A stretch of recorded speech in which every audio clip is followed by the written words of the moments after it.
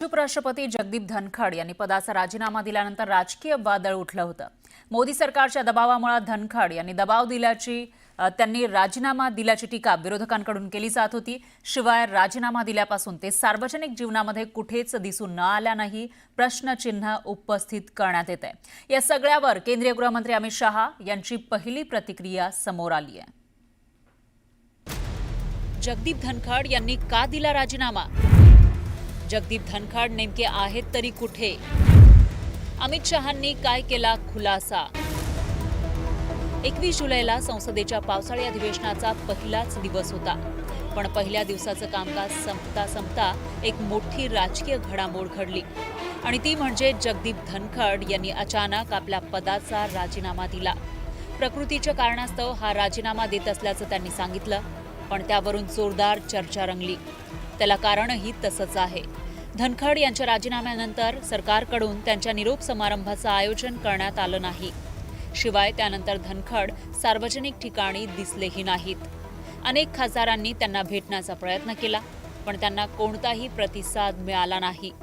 त्यावरून धनखड यांना नजरकैदेत ठेवल्याचा आरोप विरोधकांकडून करण्यात आला।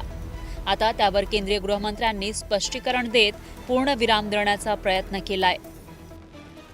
देशाचे उपराष्ट्रपती मी मानतो अजूनही ते उपराष्ट्रपती आहेत, कारण नवीन उपराष्ट्रपती नेमले आहेत। त्याच्यामुळे ते काळजीवाहू उपराष्ट्रपती असायला पाहिजे। कुठे आहेत ते?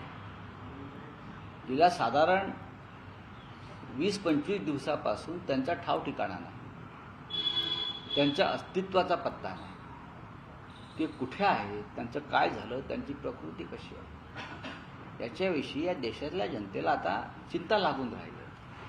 ज्या पद्धतीनं ते अदृश्य झाले किंवा गायब झाले, ही सर्वच राजकीय कार्यकर्त्यांसाठी चिंतेची बाब आहे। उनके बारे में हमें मालूम ही नहीं कि वो कहाँ हैं।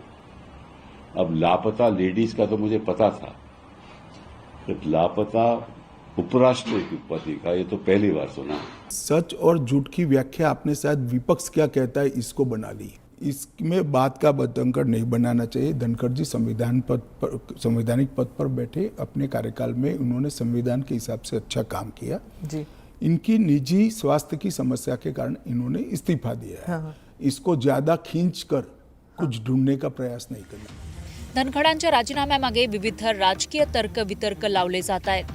न्यायाधीश यशवंत वर्मा यांच्या महाभियोगाच्या प्रस्तावावरून धनखड आणि पंतप्रधान मोदी आमने सामने उभे ठाकले आणि त्यातूनच हा राजीनामा झाल्याची दक्क्या आवाजात चर्चा सुरू झाली।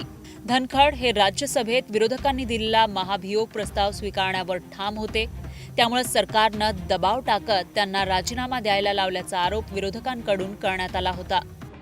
Why the Vice President of India is in a situation where he cannot say a word, one word, and has to hide. Everyone knows it. Suddenly, the person who used to burst forth in Rajya Sabha is gone silent, completely silent. So this is the time we are living in. विरोधकांच्या या आरोपांचं अमित शहांनी खंडन केलंय। धनखड़ साहब का इस्तीफे का पत्र स्वयं स्पष्ट है।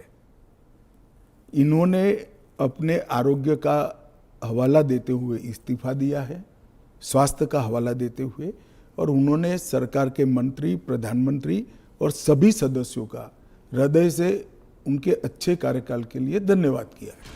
धनखड यांचा तडकाफडकी राजीनामा हा देशाच्या राजकारणातील चर्चेचा विषय ठरलाय। ते जणू अज्ञातवासात गेलेत, त्यामुळेच विरोधकांना केंद्र सरकारवर टीकेची संधी मिळाली आहे। आता अमित शहांच्या या स्पष्टीकरणावरून पुन्हा नव्या चर्चेला तोंड फुटण्याची शक्यता नाकारता येत नाही। Bureau report, news 18 Lokmat.